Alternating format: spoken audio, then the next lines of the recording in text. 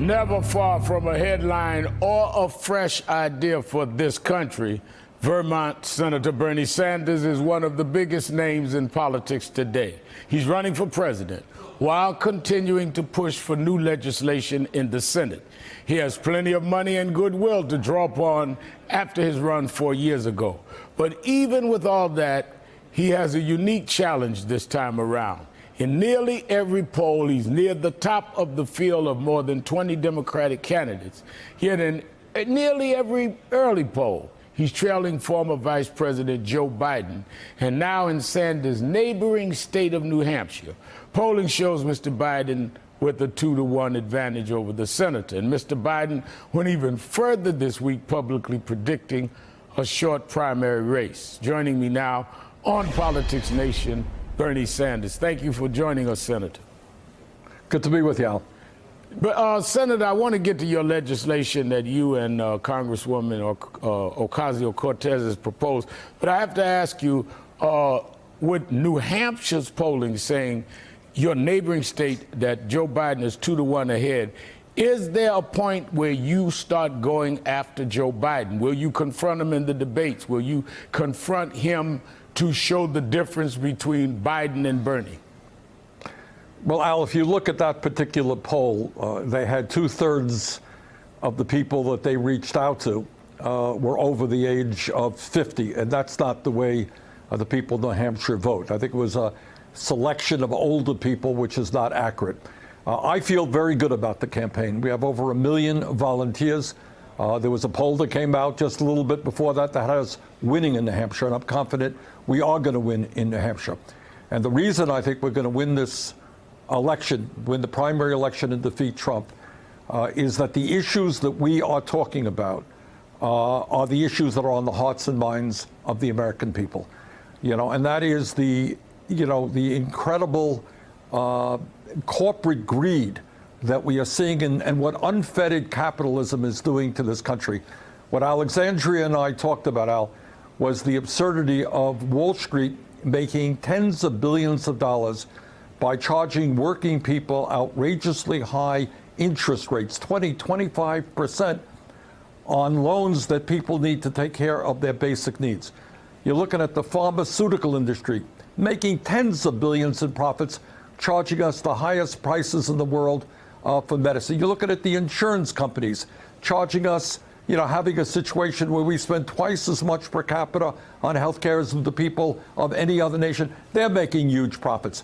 CEOs of corporations make 300 times what their workers are making. And I think what the American people are saying, enough is enough. We need an economy. We need a government that works for all of us, not just the 1%. And that's what our campaign is about. And that's why we're going to win this. Are you pledging that you will not go negative on Joe Biden to close the gap in the national polls? Are you pledging that you are going to just run on policy and not get into personal attacks, even in a debate?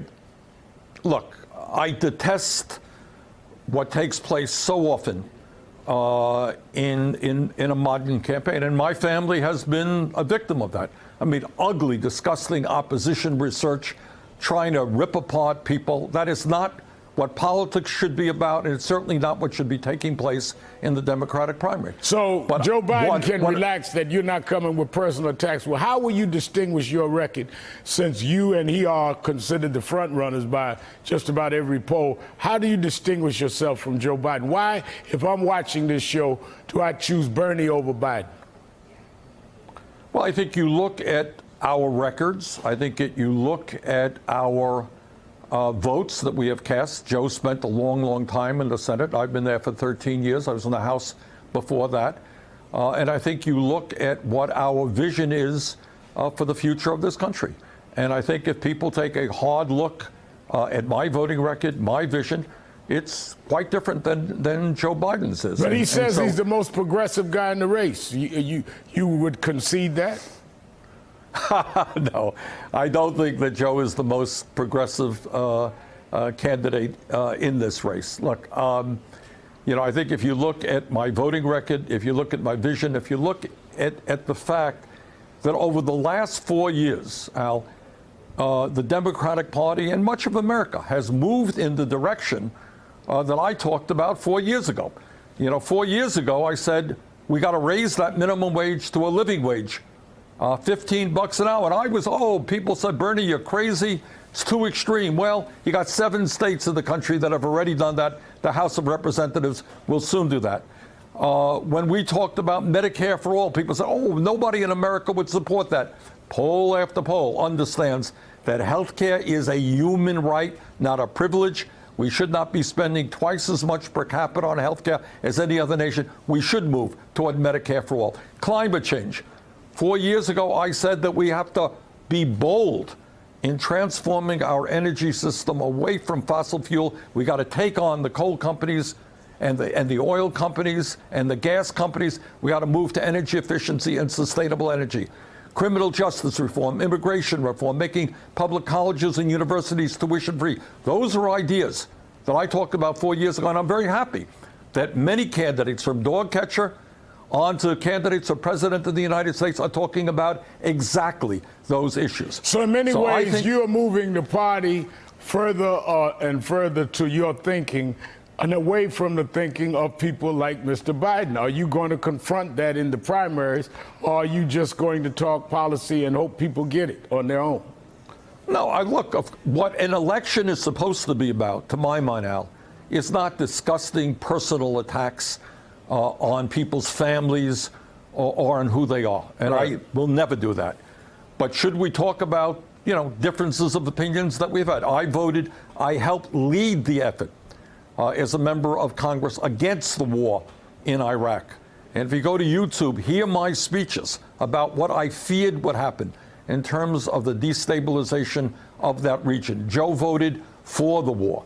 I was very strong in opposition to our trade policies, whether it's NAFTA or permanent normal trade relations with China, because I did not want to see American workers thrown out on the street as their jobs moved to low-wage countries. Joe supported those trade agreements. I voted against the Wall Street legislation, which made it easier for banks to merge, and which, in my view, helped lay the groundwork for the Wall Street collapse of 2008. Joe voted the other way. I think, more recently, Joe talks about a middle road for climate change. Well, I think, that climate change is an existential threat to our planet.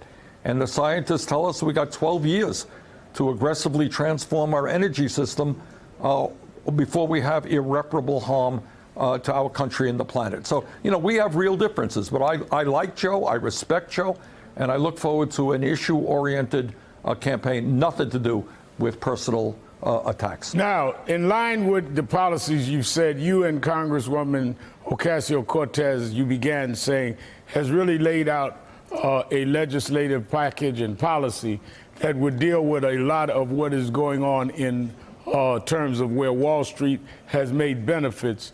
How does this impact the average American that's watching this show? Big time, Al, big time. There was a recent report that came out from the Fed, and that report said that half of America has virtually no wealth at all. People have nothing in the bank. You got half of this country living paycheck to paycheck. So if a kid gets sick or somebody ends up in the hospital or your car breaks down, people have got to borrow money. And they use a credit card to borrow that money. And what we find is that at a time when Wall Street gets 2.5% money from the Fed, they are charging median interest rates of 21%. Half the American people are paying more than that. That, Al, is usury. That is loan sharking. And that has got to be ended, because we are seeing people paying a significant part of their income on interest rates, on high debts, because their incomes have been stagnant. So this really deals with the greed of Wall Street, and we have got to end those type of usurious interest rates. Whoever is the nominee at the end of the primaries is going to then have to face, we assume, President Donald Trump.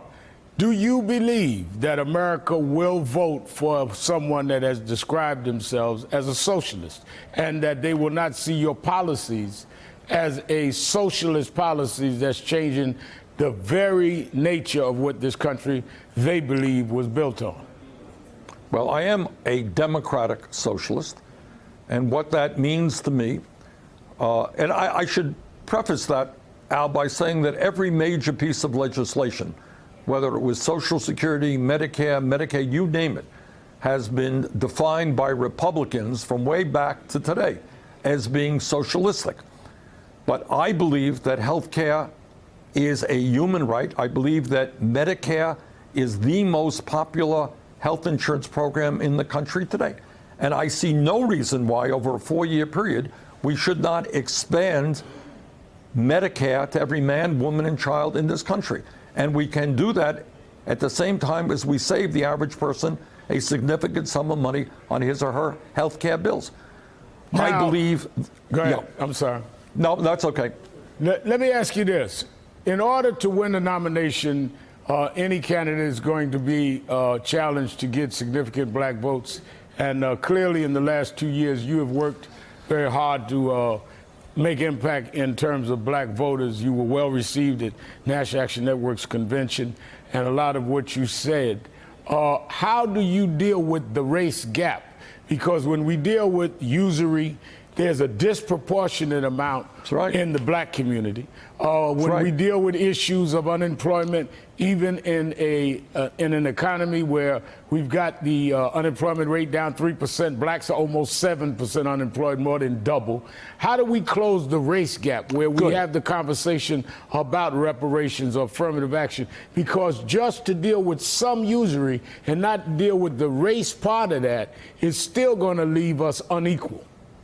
Yes, you're absolutely right, Al. Look, the way I see it, the big picture is we have massive levels of income and wealth disparity in America. 3 families owning more wealth than the bottom half of America.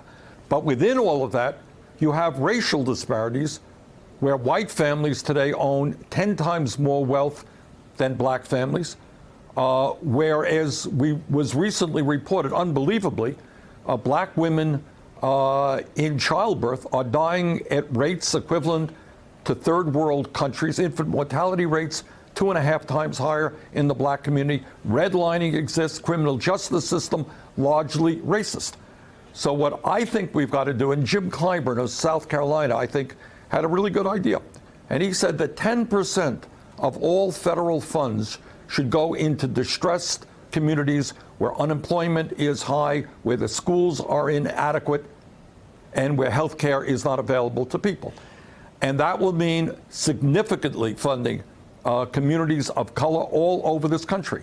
And that is what I think we have got to do to begin to deal with the racial disparities which are a product of institutional racism in the United States. All right, Senator Bernie Sanders of Vermont never ducks a question. Thank you for your time. Hey there, I'm Chris Hayes from MSNBC. Thanks for watching MSNBC on YouTube. If you want to keep up to date with the videos we're putting out, you can click subscribe just below me or click over on this list to see lots of other great videos.